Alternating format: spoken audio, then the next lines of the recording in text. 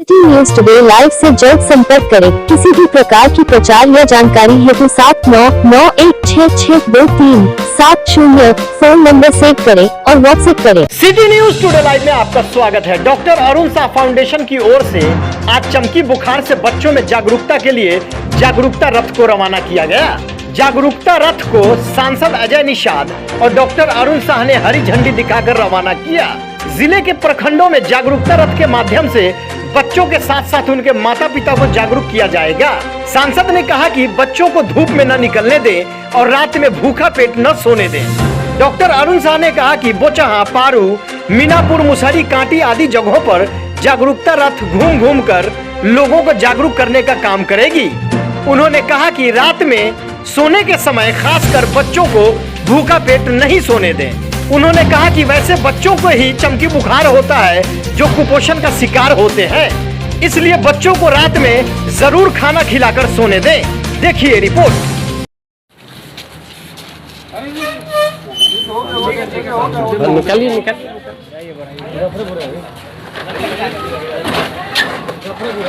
आवाज दीजिए, audio बजाइए, audio बजाइए, निकाल लीजिए।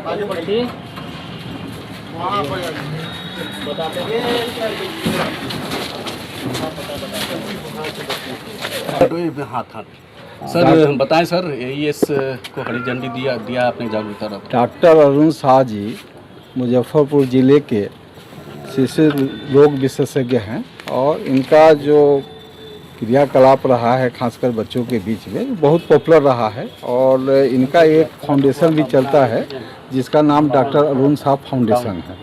उसी फाउंडेशन के तहत में ये हर साल के भांति इस साल भी 2 रिक्शा जो है ये प्रचार गाड़ी, ई रिक्शा का प्रचार गाड़ी पूरे जितने भी चमकी बुखार का जो प्रभावित प्रखंड है, खासकर मीनापुर हो गया, बोचहा हो गया, औराई हो गया, कांटी हो गया, पारू हो गया, सभी जगह ये गाड़ी का दौरा करेगी। इनके साथ साथ ये हैंडविल भी है, गाड़ी में रखा हुआ है, गाड़ी में माइक भी लगा हुआ है, जाके गांव के गरीब लोगों में अवेयरनेस जगाने के लिए कि गांव बच्चे जो चमकी बुखार के जो चपेट में आते हैं उससे बचने का क्या क्या उपाय है, बच्चे को ऐसा क्या करें जो ये चमकी बुखार के चपेट में ना आए। तो इनका ये जो प्रयास है ये बहुत सराहनीय है और सबसे बड़ा धर्म जो है आज की डेट में वो मानव सेवा धर्म है। तो डॉक्टर साहब का दिल से आभार है, ये हमेशा ऐसे ही काम अपने फाउंडेशन के तहत में तो हर कार्यक्रम करते हैं।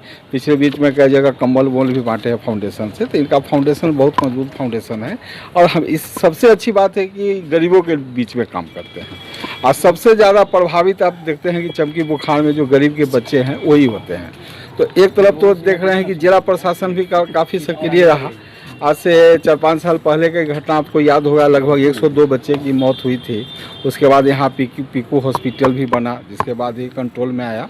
और सबसे अच्छी बात क्या है कि मुजफ्फरपुर में पूरा उत्तर बिहार के जो भी पीड़ित चमकी बुखार के जो बच्चे आते हैं सबका इलाज यहाँ अच्छा से होता है और मृत्यु दर में काफ़ी गिरावट आई है। तो हम लोग का एक बहुत अच्छा प्रयास जिला प्रशासन का, यहाँ जितने भी शिशु रोग विशेषज्ञ हैं डॉक्टर अरुण साहु जी जैसे हैं, खासकर केजरीवाल हॉस्पिटल भी है, तो बहुत सारे हॉस्पिटल हैं और जितने भी सरकारी डॉक्टर हैं तो सब बधाई के पात्र हैं जिनके दिन रात मेहनत से और दिन रात अवेयरनेस खासकर गांव में जागरूक करने से इस बुखार में काफ़ी कमी आई है। केंद्र सरकार, कुछ लोगों का कहना है कि लीची इन्वॉल्व नहीं है इसमें, कुछ लोगों का कहना है कि लीची है। नहीं तो सर, आप अपने नज़र से कैसे देखते हैं साइंटिफिकली? देखिए हम लोग ने जो शोध किया था 2012 से 14 तक के बीच में, उसमें फिर अंतर्राष्ट्रीय जर्नल में भी पब्लिकेशंस भी हुआ था कि इसका मुख्य कारण जो है वो कुपोषण है।